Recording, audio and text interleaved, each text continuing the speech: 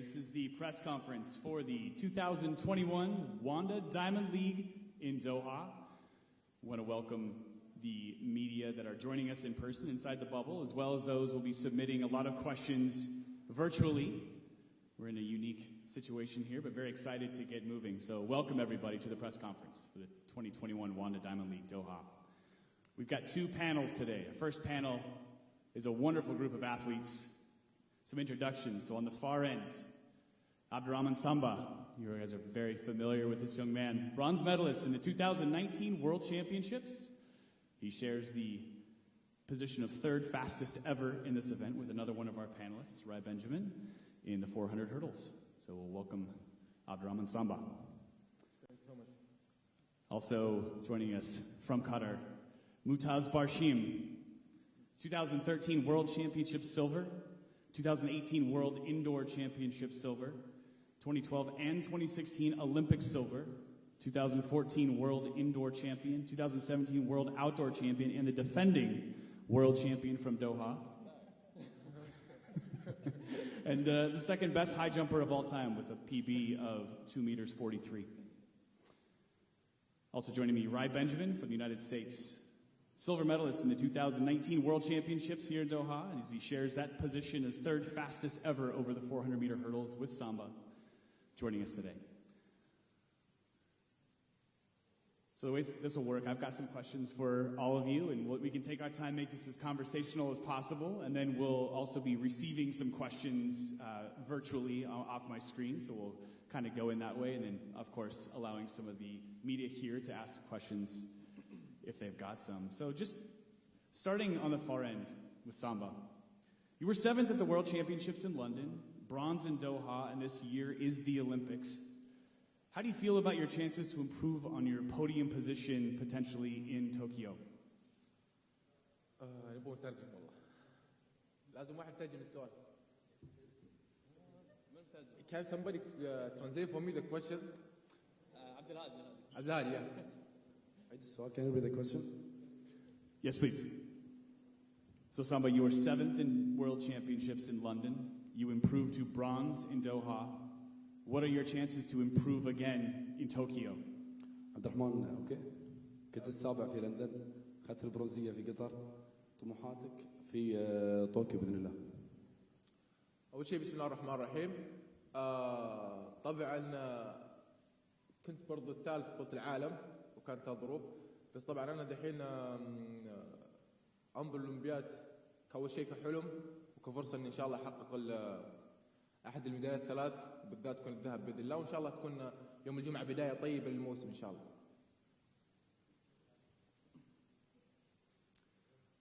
So Rai, you're oftentimes now So in English, of course, Friday will be a great start for Samba to push for his ambition in Tokyo. And in terms of preparation, in terms of what he aims for, he's focused on Tokyo to keep an eye on the medal podium. Thank you. Rai, your best competition oftentimes is coming from outside of the United States, even though there is an incredibly deep field of 400-meter hurdlers in the United States, with the likes of Samba and Warholm of Norway. What does it mean to you to be able to mix it up with athletes here in Diamond League competitions to help improve the competition around you? It means a lot. It kind of gets me going, especially being that I'm going to be racing these guys either at World Championships or the Olympics. So it kind of gives me sort of a bit of a warm-up to what to expect when that time comes. And I just look forward to it every single time. It's a learning experience. It's always fun. I raced Samba in Shanghai. It was my first Diamond League ever, and that was a lot of fun. And of course, like I'm here now, and we raced at World Championships. So I always look forward to those matchups. Barshim, in the introduction, I just rattled off a lot of credentials. You've earned medals across the board at every championship you've been in. What is it that continues to drive you? Is it that pursuit of gold in the Olympics? Is it that pursuit of 2:45 Sotomayor's record? I mean, it's a good question actually, because I often ask myself now that I'm in a different stage of my career. I've done a lot, thankfully, and what's kept me going these days is I think more of a personal goals, and then I'm the kind of person that always want to do the most. I want to look like before I retire, I want to say I've done the most of everything I can. I want to use my ability, and there's not enough. I'm never satisfied. I want more, as much as possible. In this kind of sport, you have to be a little bit greedy. It's a good type of greedy, and that's how I'm trying to get. I'm just trying to stretch my arm and get everything I can. So on that note, 2020 was a unique situation for all athletes. How did you approach 2020, and how was that in the maturity of your career, thinking about waiting another year for an Olympics? I mean, it was difficult, of course, from a professional athlete view. It was very difficult because it was the first year of my career that I have actually not clear target. We've been training kind of good. I was satisfied where the level I was in with my coach. But then, of course, nothing was certain. We couldn't travel, and then we couldn't actually train. The facilities wasn't open even for us professional athletes. So it was a lot of milestones, but we still kept a positive mind, and we're thinking, okay, this might happen soon. We need to be ready. You never know when you're going to compete. But then, of course, as the summer keep going on, we realize, it's not going to happen. So we just have to shift our mind. I actually learned to shift my mind when I got injured 2019. You have to a little bit, you have to learn when to switch on, switch off. I just switch on, professional, live my normal life, be crazy a bit, now it's on again. Well, we're excited to see where 2021 takes you. Rai, over this last year, we've even seen you run some flat 400s, not over the hurdles. What are the chances that we're going to see you perhaps take a stab at making a 400 team, not just a 400 hurdles team? I just want to put this out there. I want to double at the World Championships in Oregon. So we'll see what happens if I decide to run the 2 or the 4. But whatever works best on the schedule, I definitely want to take a shot at. I know my coaches aren't happy with me saying this, but I've been saying it for a while. I think I want to run the 102, so we'll see. We'll certainly look forward to that 2022 season coming up to that World Championships in Oregon.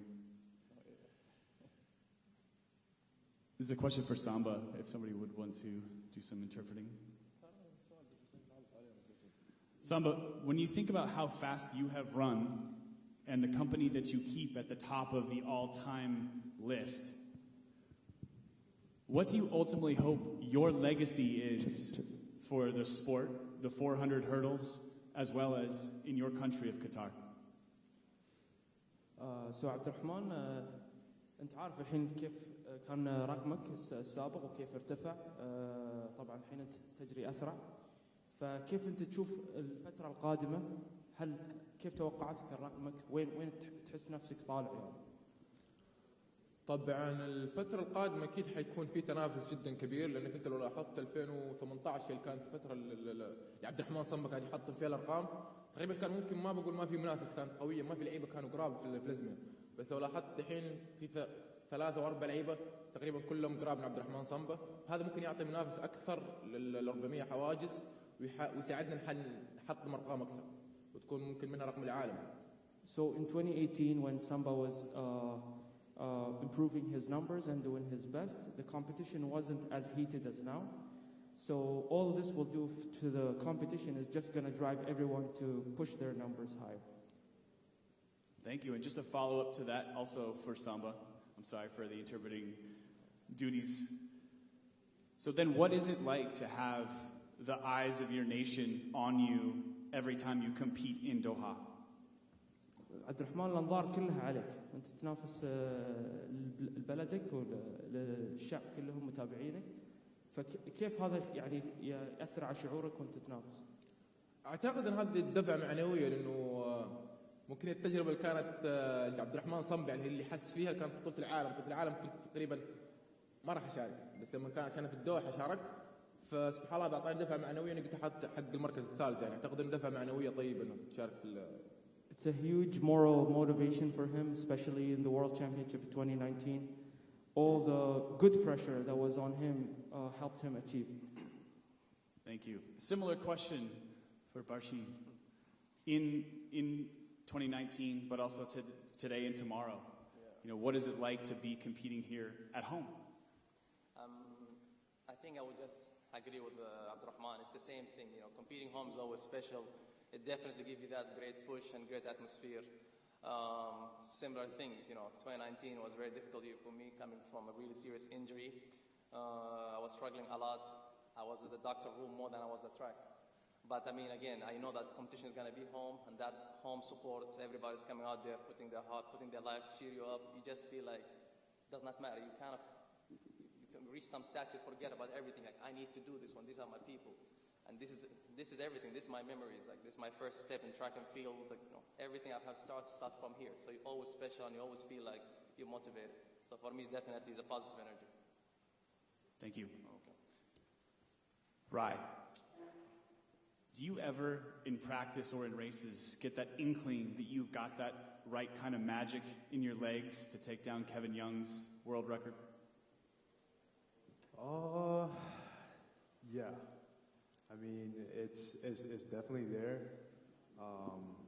It's going to be something that's going to take time that I'm not rushing towards. I think in 2019, I was more focused on doing that, and in doing so, I ultimately failed and didn't run to the best of my potential in the end. But I think this year it's a different approach. I definitely feel a lot stronger, a lot faster than I did in 2019. So I would just say it's just a matter of time. I'm not really thinking about it too much. I mean, I'll joke about it here and there to Coach Hayes and stuff like that, and the rest of my coaches. But it's just something it will come in time. Do you feel like then the competition around you, Samba, Warholm, yourself, is there an external pressure for one of the three of you perhaps, or any of you, to be the first one to do it? In 2019, yes, but I feel as though if it's going to happen, it'll happen this year, because our field is it's phenomenal. I mean, it's not just me, Samba, and Warholm. There's also McMaster, DeSantos, ran phenomenally at Mount Sac as well. So now you have a field with 4 or 5 guys under 48 seconds, and all that's going to do is just push each of us to even run faster. I mean, I feel like our event is going to get to a point where running 47 is just not going to be enough, and even running 46 is not going to be enough. So I think with time and everyone just keeps elevating every year, I think it'll definitely happen, and I think this event is just going to go to the moon. And you noted, sorry to just keep adding questions to you, you noted earlier in that answer that when you were chasing times, the competition faltered a little bit. Right. What kind of advice do you have then for other athletes, aspiring athletes, even high school athletes, whatever they may be, who are in pursuit of records rather than wins or competition? I would say to them, just, take your time, be patient. Those things will come, nothing good ever comes when you force things, It just has to happen. And if it happened, it will happen. And I think they have a saying here, inshallah, here. Yeah, so if it's God's will, then it will happen. If not, then, So, yeah, I would just say to any aspiring athlete, or high school or college, just, take your time, You have a lot of time. You're still young. Learn your race, perfect your technique, and things will happen. Thank you. Let's see, I'm going to look to see if we've got any questions coming in from outside media here. This is another question for Samba. There we go. Sorry. Looking for our interpreter in the back. So with 2020 being a challenge, we haven't seen you race over 400 meter hurdles a lot in the last year. How would you describe your level of fitness right now?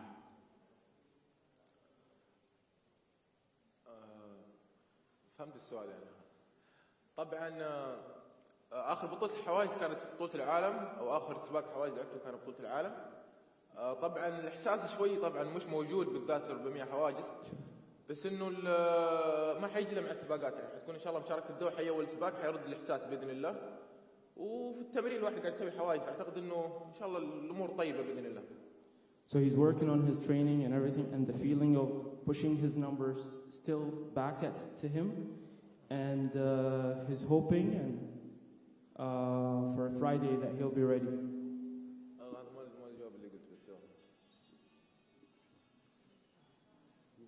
One moment, please. Sure.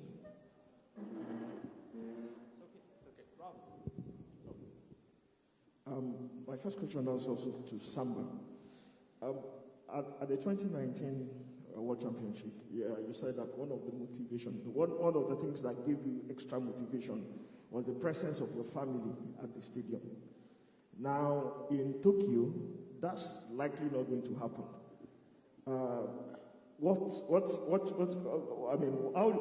How will you feel, or what's your preparation towards that, considering the fact that that extra motivation won't be there in Tokyo? ايش قال السؤال عبد الله؟ تجهيزاتك بشكل تفصيلي اكثر، بشكل فني، انت ايش قاعد تسوي الحين تجهيزك لطوكيو؟ والله لونج وين.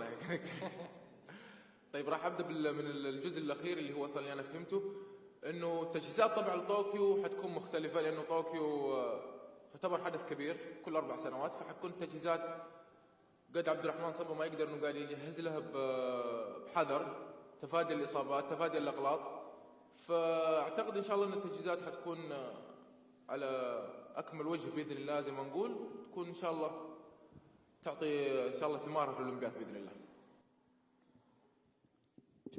So the answer was that he has to be careful. It's a big event. It comes every 4 years. So he has to be focused on his performance, but at the same time being careful to avoid any injuries. We have a follow-up. This question is from Mutaz. Yeah. Is this the year that that we've been waiting for, the long-awaited record? Is this the year that it's going to be broken? And the second question is this: you are coming back to Qatar for the first time in about 2 years, the Diamond League. What's the experience like? You've been out of the circuit for about 2 years now. What's the experience like coming back, returning home, where it all started, like you said earlier? To answer your first question about the world record, which is going to be the year or not, to be honest, I don't know, but I hope so. But again, it's very important to have a major championship. I mean, Tokyo definitely is going to be still the target. And, only thing I know from all these years, like, you cannot set a time on the world record. You just got to do your best always. And I know it's going to be strong field, guys they're putting together. When we fight together, and without even mentioning records going to happen. So I think that the major target for me is just to stay healthy, because I know if I'm healthy and fit, I can do pretty much good stuff. And about returning back, it's been 2 years. It's been a long time. And I'm actually happy and excited to be back. I love jumping, and definitely home, which makes it even extra. 2 years for me, of course, is a long time, but I know how to manage that. I've been doing this for long, so my coach have experience. I believe in him. He always managed to get me in shape, when it's the right time. So I believe in my team, and I don't think 2 years will be any problem for me. I have great people around me and make sure I'm in check. Great, thank you. This will be a question for everybody, but we can start here with Rai. So oftentimes, we're most interested in your athletic pursuits and performances. Give us a taste of Rai Benjamin. What is it about you as a person that we don't know, that we should know about you, or that other pursuits in your life that are outside of the oval? Oh man, I don't even know. I'm kind of a simple guy, I definitely very interested in business. I have a lot of conversations back home with a lot of people that I've met. I kind of interned a little bit at this financial consulting company called Cord Advisors, and what they do is they fund SPACs. So I kind of like dibbling and dabbling in that type of stuff. I've just recently got into Formula One racing, so that's honestly been cool. Like I've been watching that a lot and following that more. I kind of wish there was the Bahrain circuit was this weekend, because it would have been cool to go see that. But yeah, I've been doing a lot of that. Especially now that it's an Olympic year, I try to keep my activities to a minimal because I'm more focused on practice. So, and our practice days are pretty long. Like I will get up at 8:30 and I won't get home until 4 sometimes. So it's kind of a long day training-wise for us at this point of the year. And things. I feel like a lot of things will open up after these games and after the summer, and I'll have more opportunities to do more things. That's great. And similar question for Barshim. You talked about being laser focused now on the 2021 Olympic Games, but in the time when you were being able to rest, recover, and knowing that 2020 was kind of a wash for everybody, what were some of the other things? What were some of your other pursuits and interests? It could just be video games. It doesn't even matter. I have to agree with Brian. Just simple things. I think most people think, because we professional athletes and we always travel, they always see you on the go, they always see you in action, they think, oh, he must be having an extreme life. Well, for me, it's the opposite. I just like to be lazy, being home, doing nothing, and watching cartoons, spending time with my friends and family. I don't like to go out a lot. So, and I like to enjoy sport, that's basically it. Friends, family, and sport. And traveling when I can, a bit, but very chill, very easy. Nothing excited at all. Yeah, we leave all the excitement at the track, so when we come home, we're tired. I'm exhausted. I have no time to do anything. And then everybody's calling me, let's go out. I'm like, no, I'm not going out. I'm going to bed. It's 8 o'clock. I don't care. I had a similar question for Samba. What is it, something about yourself that maybe we should know that's outside of the realm of track and field or athletics? أعتقد إنه ما في شيء مختلف يعني زي ما قال معتز. As a normal person, like spend the time with a friend and family. That's it. Yes, nothing. Yeah, when I chill, he's with me, so he's doing the same thing. Same thing. Good question. Oh yes. By the way, I'm a father now. I just got a son. So. Congratulations. Congratulations. Yeah. Ryan, the last time you were here, maybe it was successful by all accounts. Gold at the 4x400 and silver in the hurdles. Now, how does it feel coming back to Doha? Weirdly, I kind of like it here. Although it's hot, there's just something about being here that I was really excited about, especially last year. I mean, the flight's long, but it's special. It's a special place. I found it really interesting the first year I was here, just learning a lot about the culture and the people. And, I was actually looking forward to coming here. I mean, in the beginning of the year, I was like, you know what, I don't know if I'm going to come because of COVID and how far it is and whatnot. But I'm actually really happy I came. It's just, I don't know, it just feels like a really special place. And especially since the way Worlds went and the situation that I was in at the time and the experience that I had, I think coming back now and seeing it a different way, it's really special. Although I wish I could go out and do other stuff, but of course COVID. But it does feel really good to be back. You'll be up against Samba and the rest of the field tomorrow. Tough field, I must say. The last time you competed against him, you hedged him. You second, you hedged him to the rooms. This time around, do you think there's going to be an exchange, sort of? I don't know. You never know about these things. I don't know. I know what type of shape I'm in and what I'm capable of doing this weekend. But I think in track, I always say you have to have a short memory. I think in 2019, Samba wasn't healthy. I wasn't healthy. And, it was just a matter of, getting that confidence and having the support to actually show up to the final and actually run. So we weren't in the best of shape. you know, and you know, every time we've raced each other or been against, you know, up against each other, I think we've run really well. So, you know, we'll see what happens on Friday. I just, you know, pray that we both finish the race healthy. I know it's a big race and everyone's excited, but I just pray that we, you know, we finish healthy and we run fast and, you know, set our sights on Tokyo. And just to follow up on that, Rai, you know, we asked Samba about his fitness. How has your, you know, you said you were a little banged up in 2019. You've managed to get healthy, and you've had some great races. Not a lot of races so far this year, but you've had some great ones to start the season. How is your fitness coming along? It's coming along really well, actually. And I was very surprised at Mount Sac that I actually ran that fast. I wasn't really expecting to open that fast. I know my coach wasn't expecting me to open that fast.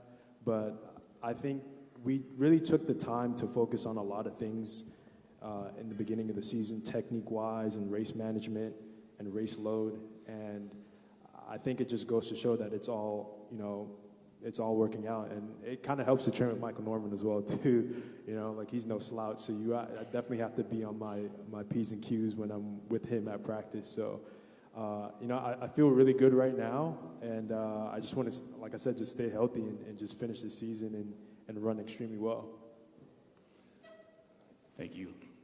Barshim, in a jumper's lifetime, do you feel like there's a finite number of jumps in your legs, or do you feel like you can just keep going as long as you stay healthy? Definitely. I think that's the key. If you manage to stay healthy, you can go. Of course, I'm not going to say you're going to jump when you're 50, but or you can, but it's the back of your yard. But if you manage to stay healthy, I believe you can jump for a long time. And that was always a target. When we and my coach talked, actually it's crazy because we talked last week and we came to realization that this is my 10th year doing the Diamond League. You know, 2011 was my debut here in Doha. That was my first Diamond League. And now it's 2021. And I remember when we started, I wasn't that good in technical, you know, the performance, and my coach said that you have to change that. If you want to be here for so long, if you want to jump in a high level for 10 years, we need to do something. And that's exactly what we did, you know, because the impact is very important. To stay healthy is very important. You know, you can always work. If you want to be in shape, you can work with that. But if you can't do anything, if you can't run, if you cannot do the program, there is no shortcut. In order to perform, you need to put on the work. If you can't put on the work, it's not going to happen. So for me, as I said, if you manage to stay healthy, everything's possible, and you can jump a lot. Is 245 possible? I think 247 is possible. Yeah. If you manage to stay healthy. When you think about your career, like you said, this is your 10th year on the Diamond League circuit. Yeah. I asked this question of Samba, but what do you feel like your legacy is in your sport and with your countrymen, or globally? Yes. You know, when I'm finished with this, as I said, I want to feel like I achieved the most possible. That's why if I have a target, we set a target, and then we worked, okay, we achieved the target, it's done. Okay, what's next? If you come to my place, you're not going to see any trophy, no medal, nothing. Everything's under drawers. I don't want to see it. You don't want to feel that, you get that satisfaction feeling like, oh, I've done a lot. It's not now. I can do that when I retire. So, and then how I want to be remembered, I want to make sure that you can never mention high jump without mentioning my name. I just want to set an example. I know how it started for me. I know there's a lot of kids out there, they're having the same passion, the same dreams. And I just want to be the guy that say, oh, I did this because of you. You inspired me to do this one.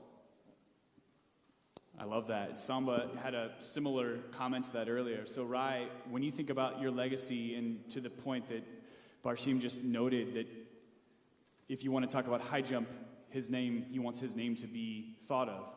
Is that the way you feel about the hurdles, or just your presence in the sport of athletics in general? Definitely. I would like to be the greatest 400 hurdler ever. And it's a big ask, and it's not a slow event. And I think to do that, you know, it's going to take a lot over the next couple of years. And I'm just getting started. I'm still young. I don't have all the accolades like Barshim and stuff like that, but it'll come in time. But I definitely want to be remembered, not just in my event, but in other events too as well too. I want to be the most versatile track and field athlete anyone has ever seen, whether it's the 400 hurdles or the 400 or the 200. I just want to be. I want my name mentioned in everything. So I think I have a lot of time. I'm still young. The sky's the limit. So I just like Barshim. I really like what he said. He wants people to mention high jump and mention his name, and I want to be the same as well too. I actually really like that. We need to trademark that. So Ryan, in that sense, where do you think you've derived that sort of passion and drive for sport? I mean, have you always been like this? Have you always had those types of grand, lofty goals in mind? I've always been a competitive person. I've always wanted to do the best I can. I personally hate disappointing people, and I hate disappointing the people that support me the most. And I think that all got highlighted when I went to college and when I got to USC and being a part of a team and working towards like a higher goal of winning a national championship. I mean, we fell short of it my last year there, but I think going to USC really highlighted that. And being around people like Michael and Coach Watts and Coach Hayes, both people have been to the pinnacle of their careers and won gold medals at the Olympics. And not every day you see that. Like, not every day people have two gold medalists walking around you and giving you advice and telling you what to do and stuff like that. So yeah, that's amazing. So one last question here across the board. First one's for Samba. Just generally, what is your prediction for tomorrow for yourself? Prediction.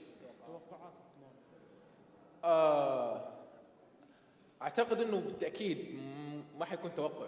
السباق حيكون جدا رائع لان 400 حواجز تعتبر هي من افضل الايفنتات الحين في التراك.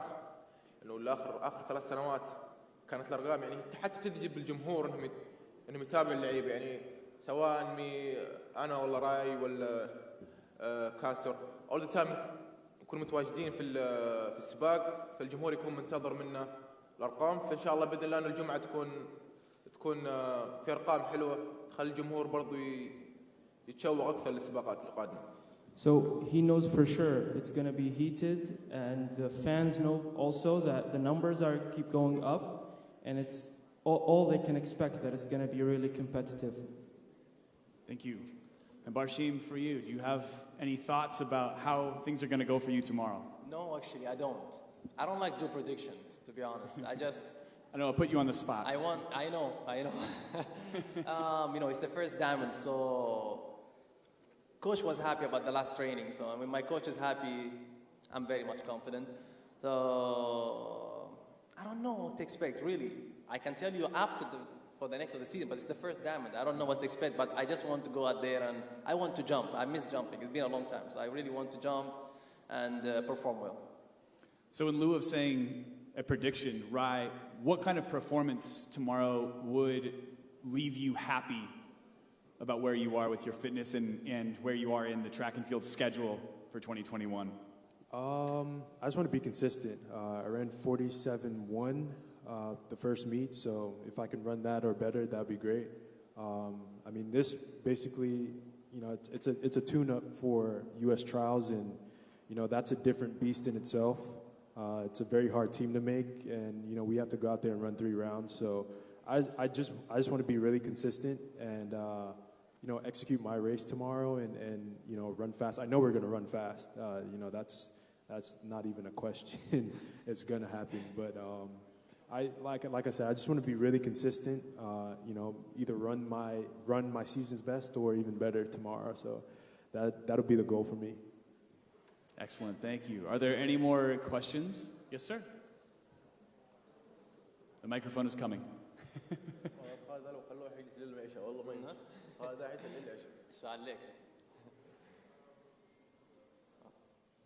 Hello? Okay. This is more like a psychology of sport.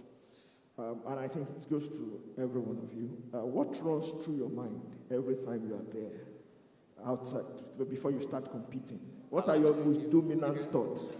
I didn't hear what This is what is going through your minds Every when time you're you about are to start there, competing? what are your most dominant thoughts every time you're about to compete? I'll go first. I mean, when I go out there and I start competing, what goes through my mind is, just focus on the things that I worked on at practice, focus on my race plan, and just go out there and be a spectacle, be entertaining for the fans, and put on a show. People come to see us perform, and I think it's only right that we go out there and perform for them and perform for ourselves. So that's what goes through my mind when I'm getting ready to go compete, and just be the best I could be. For me, it's different in each competition almost, but mainly, as I say, because when I'm about to go compete, I'm here for results. So what's going on through my mind, I'm just trying to stay positive and trying to motivate myself, think about what my coach has been telling me, what he wants me to focus on, a few pointers, and then go actually to have fun and make it, because the real work's in the training. When you come to compete, it's the time to actually get paid, expect the result. So put in work mostly. اعتقد انه اي لاعب يكون رايح البطوله اكيد حيكون مفكر في النتائج، انه يجري سريع او يحرز مركز اول، بس دائما انه التفكير حق عبد الرحمن صنبا هو الاستمتاع اول شيء. على ما يقول الاستاذ خليفه، يقول استمتع بالسباق، فهذا اروح السباق عشان استمتع، انه ريدي على سويت كل شيء في التمرين، فتستمتع وتحدى نفسي اني احاول اني احطم الرقم حق الملتقى او رقم السباق، بس انه كنت تحدي مع النفس، وهذا التحدي يعطيك دفعه معنويه. He did all the hard work on the training, and on the track it's just about having fun and enjoying his time. Excellent. Well, with that, I want to thank everybody, thank the media both here and virtually for submitting questions, and thank you very much to the athletes, and we wish you the best of luck tomorrow. Thank you. We'll take a quick break and we'll have a second panel of athletes here. All right, ladies and gentlemen, welcome to our second panel in the 2021 Wanda Diamond League Doha press conference. We're very excited to have another panel of amazing athletes today. Just to quickly give you some of their credentials. On the far end of the table, away from me, is Sandi Morris, who's 2016 World Indoor Silver Medalist, 2017 and 2019 World Championship Silver Medalist, and 2016 Olympic Silver. She also was the 2018 World Indoor Champion in the women's pole vault. Next to her is Timothy Cheruiyot, 2017 World Championship Silver Medalist over 1,500 meters and the defending 2019 World Champion over 1,500 meters. And then next to me is Shelly-Ann Fraser-Pryce. This will take a minute. 2016 Olympic bronze medalist at 100 meters. 2012 Olympic silver medalist at 200 meters. The 2009, 2013, 2015, and 2019 world champion at 100 meters. And she also doubled that 100, 200 in 2013 as champion. Twice the Olympic champion over 100 meters in 2008 and 2012. She's the fourth fastest performer of all time in the women's 100 at 10:70. Is that long enough? So just to get things going, just so the athletes know what we're doing here, I have a number of questions for you. We're also going to be receiving some questions virtually from media members. So welcome media who are here inside the bubble and those media who are contributing members outside. We'll have some questions coming in. But to start with, Shelly-Ann, you've been at the top of this game for a very long time now. How has your perspective and or experience in the sport changed over time? It has definitely changed. It's on. Just lean into it. Okay. So my perspective has definitely changed. When I just started, I was 21, unsure of what I really wanted to do, and just going with the flow and enjoying what I was doing. You know, now being 34, I'm intentional about what I want to do. and my goals. And one of those intent is definitely to run below 10.70. That has been a passion of mine. So I'm definitely committed towards that, and hopefully I can put some solid races together this season and get that done. And how has motherhood changed or enhanced what you're doing and the experience and the expectations you have for yourself? I think motherhood has definitely enhanced, everything about who I am, and it definitely requires a lot more sacrifice and commitment, which at the end of the day, it's almost as if, I put things in perspective. My son is my priority. Track and field is also a priority. And trying to combine both is such a huge responsibility, but something that I take with pride. And it makes my work easy, I think, because I'm a lot more, I would say, mellow in terms of, going to practice and enjoying practice and looking forward to going home. And then I have this little person who I'm trying to motivate as well to understand that, he's not limited by where he's from or how his height or who he is, but there's so much more he can accomplish. And I hope that I will leave a legacy for him to look back and understand that his mother was able to do what she did, defining her moment, notwithstanding where she grew up or what persons, thought or expected of her. That's amazing. Timothy, you are the defending world champion from right here in Doha. What does it mean to be back here competing in 2021? To be back here is very important to me. I'm happy to be back again. Despite I was here in 2020, I was running 800 meters. So I'm happy to be back again. And on that note, as the defending world champion, there are clearly other phenomenal 1,500-meter runners globally. How do you expect the 2021 season to shape up, and are you ready to take the top spot as a gold medalist in Tokyo? 1,500 meters is very competitive worldwide. I have my compatriot all over the world. So I need to work hard to focus on Olympic 2020 because now I'm in good form. Yeah. Do you think we will see you in both the 800 and the 1,500 in Tokyo? Not really. I'm focusing on 1,500 meters only.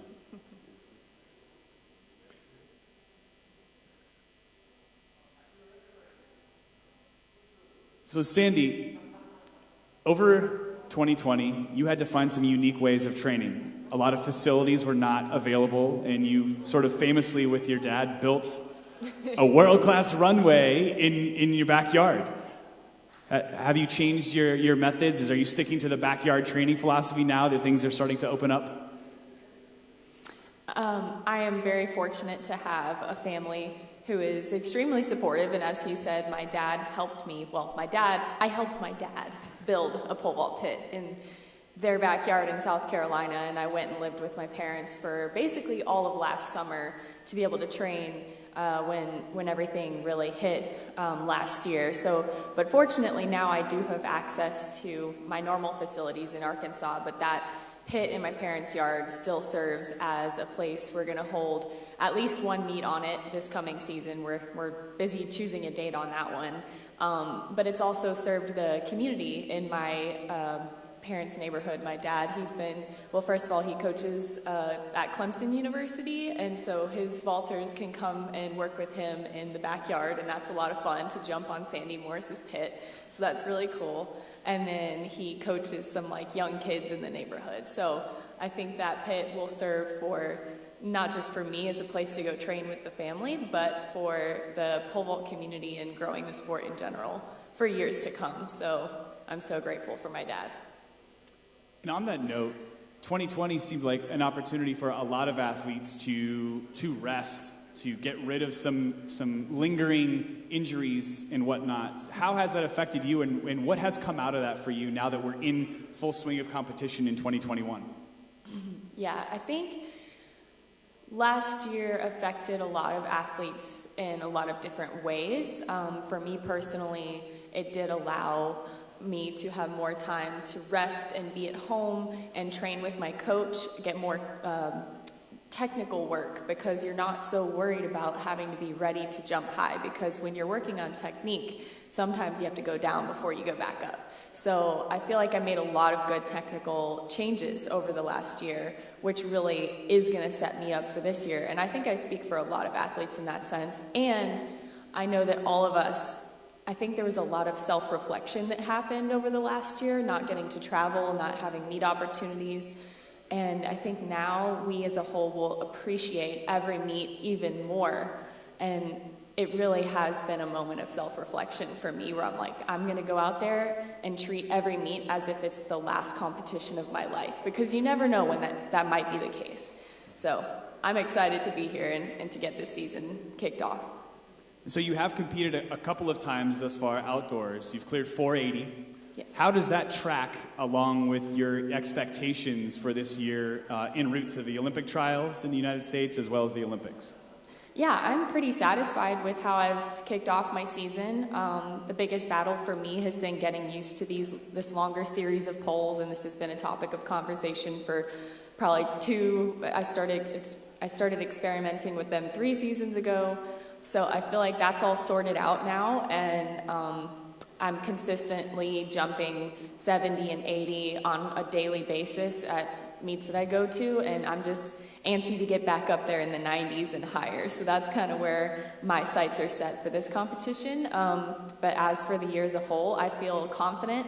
I feel like as long as I can stay consistent, the path forward will be similar to what it's been in the past. We're excited to see. So Timothy, after winning the World Championship in 2019, your Olympic dreams in 2020 had to be put on hold, just like everybody else's. How did you manage that time frame, and where are you mentally now in preparation for 2021 Tokyo? After finishing World Championship year in 2019, I was proud, and I was focusing on Olympic 2020. So the COVID-19 came up, and it affected every athlete and everyone in Kenya. So we go back to the home area, and then we stayed there. There was no training for around 4 months. And then we came back at March, and then we started focusing again for 2021. So COVID-19 affected so much because I was well prepared for 2020. Yeah. I think it seems like that for a lot of athletes. So on that note as well, Shelly-Ann, when you're thinking about now your own delay and having to wait till 2021 for another Olympic Games,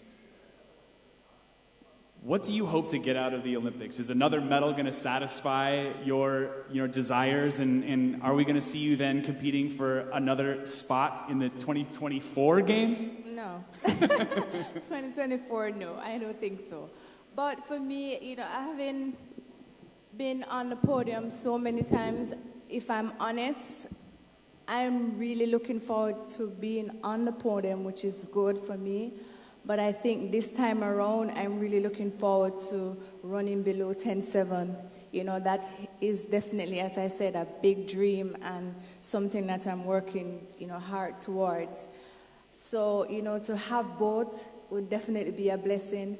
But if you ask me, which one I rank higher, I would definitely say I want to run 10.6 or even faster. So for me, that's definitely what I want, but to have the combination will definitely be good. So I'm working towards the combination as well. So just speaking on time, in the previous press conference, I was speaking to Rai Benjamin, 400-meter hurdler, and he was referencing in 2019, he was chasing times, and he felt like that ultimately ended up being, he felt like it was a detriment to his season versus chasing competition. How do you kind of navigate those waters between wanting to win races, knowing that the times will come, also with your goal of running sub 1070? I think with competition, the harder the competitions are, the better I am at performing. You know, I like a challenge. I like when the competition is hot, because at the end of the day, I think that's what the Diamond League is about as well, because when you are at a Diamond League, you know the field is going to be good and it's going to be solid. When you're in a race and you're the sole competitor that, you know, is doing well, the pressure is not there as if, you know, you have competitors that are doing exceptionally well, just like you. So for me, I think the bigger the field is, the bigger I perform, you know, because I love the opportunity to rise, and I think those are the opportunities that I get when I compete in a field that's that. That's a wonderful answer. So, speaking of the just competition, this is a question down to Sandi now. The 3 medalists from Doha are back tomorrow. Mm-hmm. What are your expectations for how you will drive each other to new heights? I'm excited because this is the first time we're all seeing each other again in person, and it just so happens to be back here in Doha where we last met. And I have no doubt that we're going to bring out the best in one another. Like you just said, the competition is really what drives the performances, and there's nothing like stepping out there next to your fiercest competitors, and you can never be afraid to compete. And so in the next, I guess, tomorrow night, 24 hours, a little bit more than that, I think that fire will come back out on the runway, and I don't want to put any numbers out there, but I think there's a lot of people who are ready to jump high because we've been rested, at home training, working on things, and I don't know. I'm excited to see as well. You know, I've spoken to a lot of athletes, and I've seen a lot of other interviews where so many athletes have said that coming out of 2020, they are physically stronger. Like they've been able to put in the work that oftentimes gets put to the side a little bit when you're consistently competing and you don't get as much work done during the week, especially come the summertime. How does that resonate with you? Is that something that you've experienced, and like, you know, how have your gym sessions been going? Yeah, I would say the biggest difference for me is the weightlifting, especially being able to stay consistent, and I feel stronger than I've ever been before. Like my weight room numbers are up, and I know that's because I've been at home like hitting cycles consistently, and because traveling really does kind of throw you off in that sense, and then not having to change your diet frequently when you're on the road, and trying to eat healthy and just stay in a rhythm. So I think we will see the results of that in all of the events across the board, just athletes who are stronger, healthier, not injured, and ready to compete more than ever. And not to get ahead of ourselves here, but you know, when reading through your credentials, there's a lot of silvers. How much? And that is not a diminishing comment. That is an amazing accomplishment. But I know as an athlete, your pursuit is for perfection, and it is for championships. How is that pursuit affecting 2021 in your pursuit for an Olympic championship? Yeah. So, you know, the only gold I have under my belt is 2018 World Indoor. And I think back to that competition, and that day, I was just trying to jump as high as I physically could. And I think you were saying it can be detrimental to athletes to really focus on a number so much, and I'm kind of doing that, like not focusing so much on like, oh my gosh, I want the gold. Of course I do. If I just go out there and focus on jumping as high as Sandi Morris can and pole vaulting as well as Sandi Morris can, if I execute that, winning gold is very likely. And so that's where my sight is set, and just focus on the pole vaulting, focus on execution. And I'd love to get Timothy's perspective on this as well. When you think about the competition out there, Jakob Ingebrigtsen and some others that could really pose a challenge to you in 2021, is your focus on time in 2021, or is it solely on that Olympic gold? I know 1500 is very competitive. There is young athletes like Jacob and his brother. My focus this year is about to win a medal in Olympic. First is to make the Kenya team in Kenya, because we're having trials. and trials in Kenya is very competitive. So I need to make a team, and then I focus on a medal in an Olympic.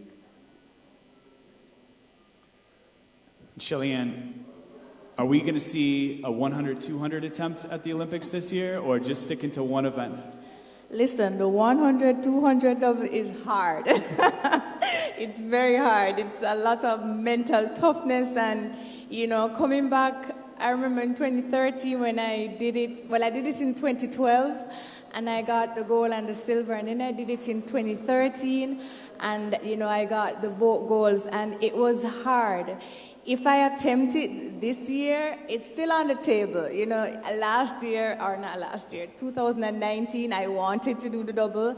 I felt I was in shape to do the double, but my coach at the time decided against it, and when I saw that 2020 happen, I was like, oh, I should have, seized the opportunity when you had it. So for me, I definitely think it's on the cards to do, so we'll just see how the season progresses. And my national, championship is at the end of June, and if you know my national championship, it's always very tough. So I'm looking forward to, making the team and, getting the double, hopefully. We look forward to watching that. So this is also another question for you.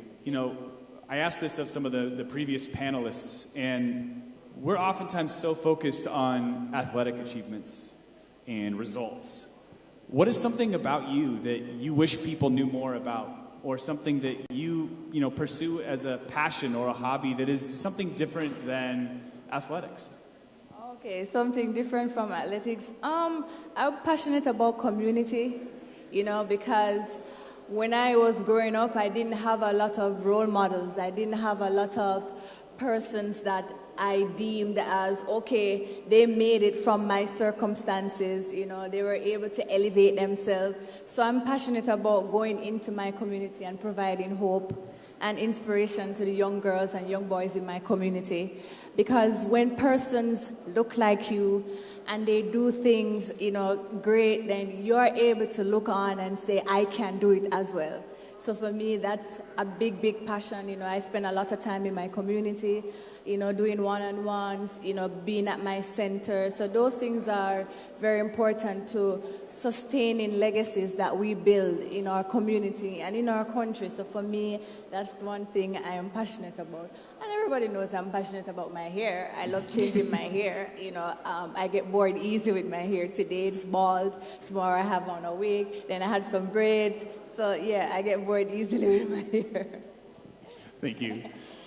And it's a question for Timothy. Along those same lines, you still have a lot of racing ahead of you in your career.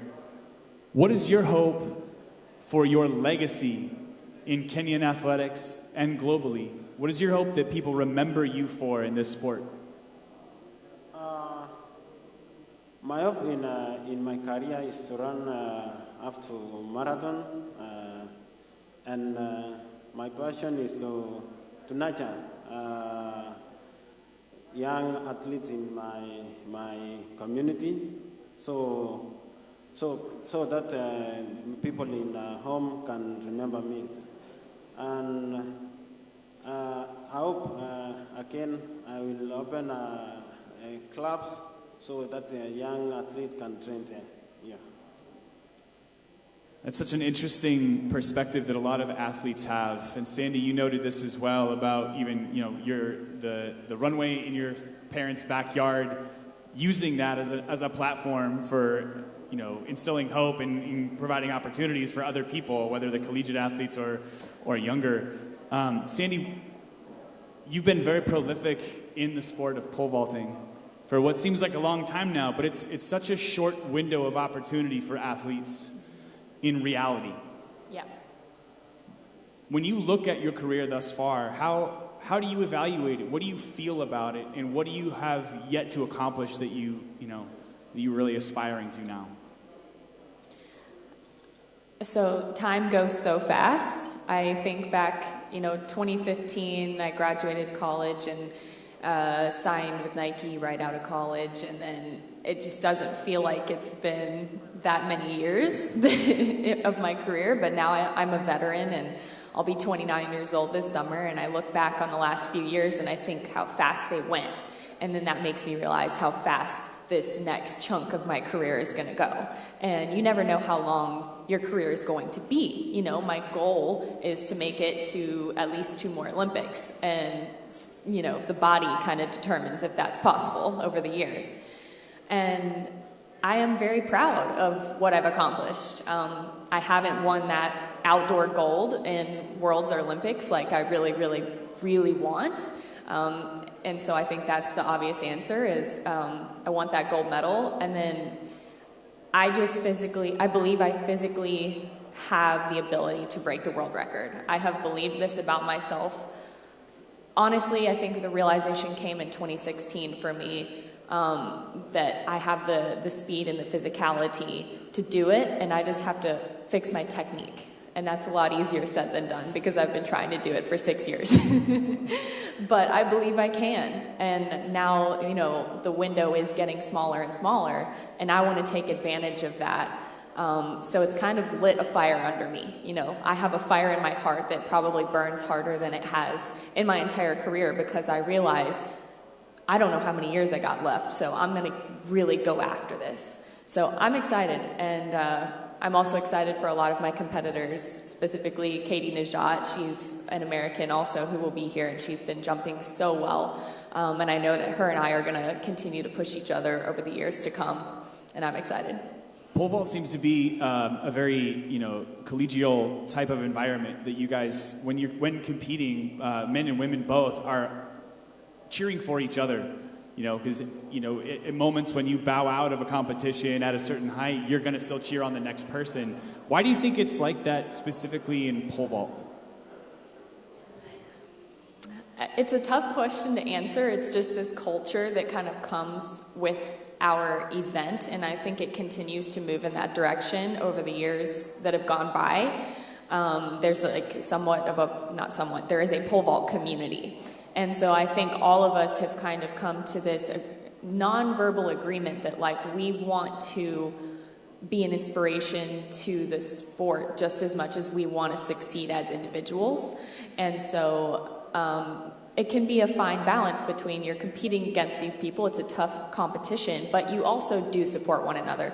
And I think that part of it is because in the pole vault you have a lot of elements against you, including gravity, so you might as well just help each other out. And we need to help each other out on the circuit a lot when it comes to pole transportation and things like that. You need your competitors. You know, if your poles get stuck in an airport, you got to be willing to go help each other out. You need each other, so that's part of it too. Love it. Great answer. So finally, from me anyway, there might be some more questions from out here, but what would a performance tomorrow be like that would leave you happy and satisfied about your experience in Doha? Doha has been very good to me. I've always enjoyed jumping here. It's always warm, which is a huge factor in performances. Of course I want to go out and win. Of course I want to go jump high. And so that's what I'm going to focus on is jumping high. I feel like I'm really, really ready to put some big jumps together. And just soak up the moment. You know, we're back out here, the Diamond League's rolling, we're back to competing, and I'm not stuck in the backyard anymore. So I'm just going to appreciate every trip down the runway. Excellent. And Timothy, same question for you. What would a performance be like tomorrow that would leave you happy or satisfied? The performance of tomorrow, I need to run under 3:30. I will be happy. Okay. And Shelly-Ann? Yeah, I mean, Doha has definitely been the place for me, so I'm looking forward to dipping below 11. So, you know, for me, I'm excited about that. And it's hot, so it's good. I'm glad it's all of you up here rather than a bunch of 10,000-meter runners. I don't think they'd have the same perspective on the heat. Oh, he doesn't like the heat. Okay. Are there any other questions from the media? Yes, sir. Sandi, you had silver in Rio, silver in London, and silver again in Doha. The silver you had in your exciting career, which one did you feel bad about the most? That you left the whole thing and you felt that gold should have been mine. Which one did I feel what? Bad about the most. That you felt, oh, that gold should have been mine. Oh, of all the silver you've had, which one did you left the whole thing feeling as if that gold should have been mine? I mean, if I pushed other, that gold should have been mine. I would say the one that I did not feel satisfied with, is that what you're asking, out of all of my silvers? Yeah. Definitely London 2017. 17 was a difficult year for me. I felt like I was kind of at a stagnant place. I wasn't improving, and I felt fortunate to get silver with what I jumped at the World Championships. And I think back to that year, and it really does bring a lot of perspective to think, wow, I was disappointed with a silver medal. And that is perspective, to know that, like, I feel blessed to be in that position. So I would say 17 was a tough year, and that's why I turned around in 2018 and was more motivated than ever and did so well that year at the World Indoor Championships. Unfortunately, it was an indoor and not an outdoor. So hoping to make up for that this year. Timothy, last year you decided to run 800 meters in Doha, and that outing didn't turn out well, as you would have expected. This year you are back in your familiar turf, the 1500. What should we expect from you tomorrow? I came last year here to run 800 meters. I was in good form by then, but unfortunately the last training that I do in Kenya, I bowled an hamstring, and I didn't run well in 800 meters. So now I'm back to 1500 meters, and I hope to run well. This is my first race of the year, so I hope to run well. Yeah. Shelly, welcome back to Doha. You'll be competing against two competitors tomorrow who have so far run below 11 this year. I'm talking about Olivia and Blessing Okagbari. Do you see them as a major threat tomorrow? If I see them as major threats, to be honest, I wouldn't say I view a specific athlete as a threat. I've always said that whenever it is that you line up to compete in 100 meter, you have to be ready for anybody. I don't spend my time focusing on any individual athlete. I know that at the end of the day, an athlete is not standing at the line to shower me with flowers or escort me to the line, They're there to compete, and they're there to compete aggressively. So for me, I'm not paying attention to an individual athlete. I'm paying attention to my lane, and I'm paying attention to making sure that when I get in the blocks, I'm ahead of everybody else. So for me, at the end of the day, I know that every single female athlete that steps to the line, they're ready. Great. And with that, I'd like to thank the media for being here today and for online, and especially thank the athletes, Shelly-Ann Fraser-Pryce, Timothy Cheruiyot, and Sandi Morris. We wish you the best of luck tomorrow in the 2021 Wanda Diamond League here in Doha. Thank you.